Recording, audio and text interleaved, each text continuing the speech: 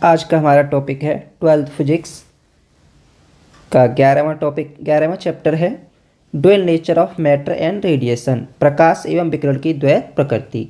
पहला ऑब्जेक्टिव देखते हैं। इसमें लगभग 32 ऑब्जेक्टिव करने वाले हैं।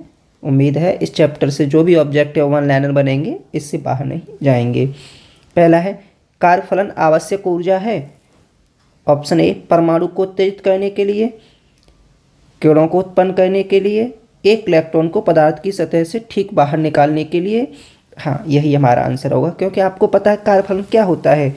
किसी धात्विक पृष्ठ से इलेक्ट्रॉनों के उत्सर्जन के लिए उस धात्विक पृष्ठ को दी गई न्यूनतम ऊर्जा को ही या आवश्यक ऊर्जा को ही क्या बोलते हैं, कार्यफलन कहते हैं, तथा इसे कैसे दिखाते हैं, W से डिनोट करते हैं। तो इसका कौन सा आंसर होगा जी, सी। नेक्स्ट क्वेश्चन देखते हैं।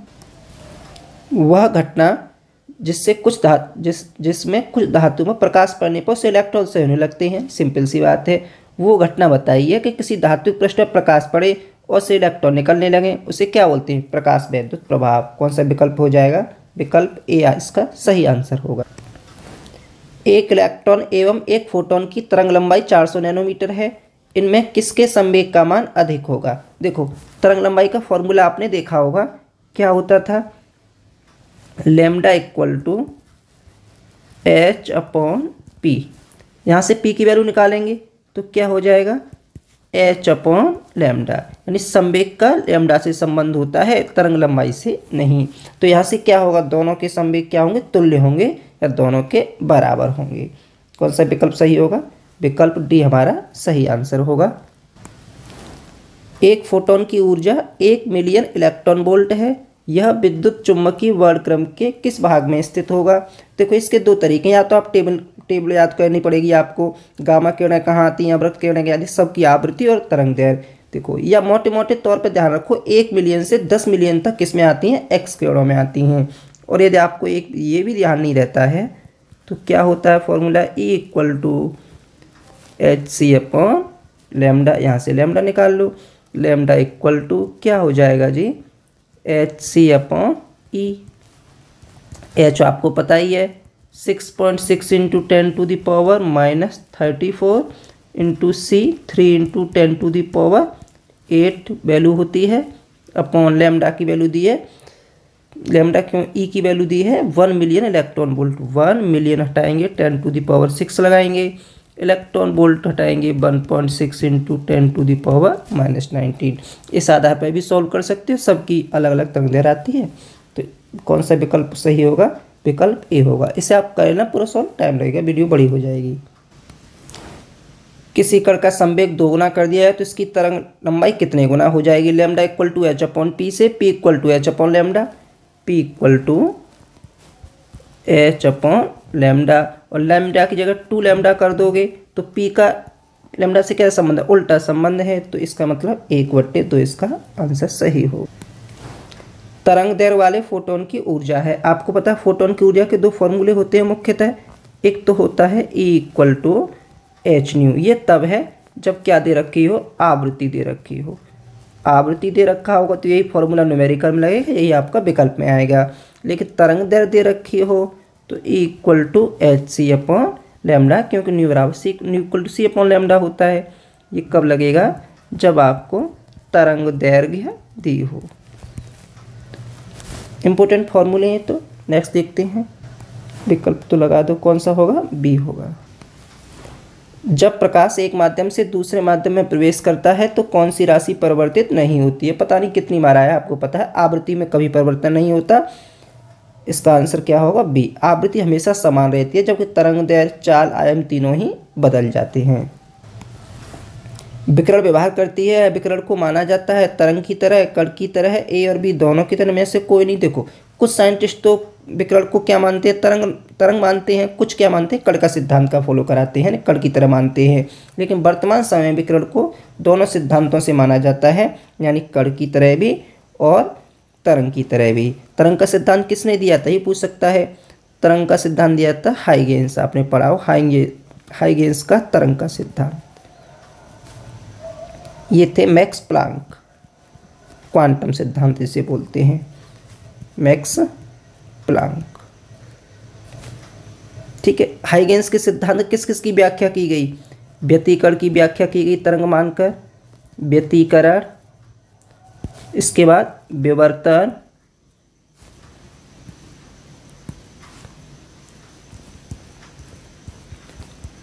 व्यतिकरण की व्याख्या की गई, विवर्तन की, ध्रुवण की, इन सब की व्याख्या क्या मान के की गई? तरंग मान के। कण की सिद्धांत की व्याख्या से किस किस की व्याख्या हो पाई? प्रकाश वैद्युत प्रभाव, और किसकी व्याख्या हुई? कॉम्पटन प्रभाव। प्रकाश वैद्युत प्रभाव और क्या? कॉम्पटन प्रभाव। इसकी जो व्याख्या की गई थी जी, किसके आधार पर की गई थी? कण का सिद्धांत के आधार पर। सही है, विकल्प सी आंसर पर सही आंसर होगा। आइंस्टीन ने प्रकाश वैद्युत प्रभाव की व्याख्या किस सिद्धांत पर की थी? अभी तो हमने देखा ही था, किसके? क्वांटम सिद्धांत के आधार पर, जिसे कण का सिद्धांत भी कहते हैं। एक ही स्रोत से उत्सर्जित सभी फोटॉनों का वेग निर्वात में क्या होगा? जब इनका सोर्स एक है तो सभी फोटॉनों की वेलोसिटी भी क्या होगी? समान होगी। ये ऑप्शन सही होगा। एक फोटोन जिसकी ऊर्जा 26 इलेक्ट्रॉन वोल्ट है तो इसकी तरंग दैर्घ्य होगी।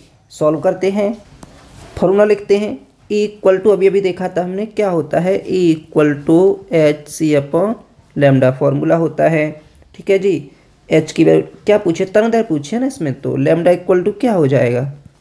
H C upon E. H की वैल्यू क्या होती है? अभी तो क्या ही था, 6.6 into 10 to the power -34 into C की value 3 into 10 to the power 8 upon E की वैल्यू क्या दी है? 26 electron volt. 26 into electron volt 1.6 into 10 to the power -19। Lambda equal to, इसको सॉल्व करते हैं, पॉइंट से पॉइंट हटा दो। ठीक है, और इसे काटोगे, लैम्डा इक्वल टू क्या करते हैं आगे? या तो इसे काट दीजिए, गुणा कर दीजिए। देखो इसे काटो 16 से ही। ओहो चलो सॉरी 6.6 इंटू 3 करेंगे। ठीक है, तो इसे क्रम से लिख लेते हैं। 6.6 इंटू 3 अपॉन क्या? 1.6 इंटू 26। पावर का हिसाब देखो जी, ऊपर के -34 हैं और प्लस के 8 हैं। माइनस के 26 बचेंगे और माइनस के 19 हैं। क्या बचेंगे? 10 टू द पावर -7 बचेगा। ठीक है, लैम्डा इक्वल टू, देखो हम अंदाज से ही काटे मोटे तौर पे, क्योंकि विकल्प में से मैच खा जाएगा, एकदम करेक्ट की जरूरत नहीं है। क्या होगा जी? पॉइंट से पॉइंट गया, पॉइंट से पॉइंट चला दोगे तो ये से कटेगा 16 चौका 64 और ये हुआ 4 12। कुल मिला के क्या हो जाएगा? 12/26 इंटू 10 टू द पावर -7। 26 में 12 का भाग दोगे तो ये लगभग 7.5 या जो भी समथिंग आएगा, और ये 0.75 आएगा तो -8 हो जाएगा। 10 टू द पावर -8। देखो इस आधार पर विकल्प कैसा हमारा सही बैठेगा? विकल्प बी हमारा सही आंसर है। ये फिर वही क्वेश्चन है। आधुनिक मत के अनुसार प्रकाश की प्रकृति होती है, वही है, दोनों माना जाता है, कण भी माना जाता है और क्या माना जाता है? तरंग भी माना जाता है। एक इलेक्ट्रॉन जिसकी गतिज ऊर्जा 120 इलेक्ट्रॉन वोल्ट है तो इसकी द डी ब्रागली तरंग दैर्घ्य होगी। क्या जी?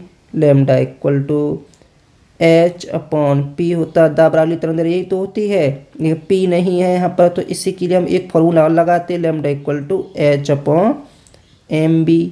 MB नहीं है, सीधा सा गतिज ऊर्जा है, तो गतिज ऊर्जा का फॉर्मूला क्या होता है? Lambda equal to H upon √2m/k। ये वाला फॉर्मूला लगा दोगे इसमें आप बस। Lambda equal to H upon, value लगा देते हैं बार बार। H क्या? H की वैल्यू क्या होती है?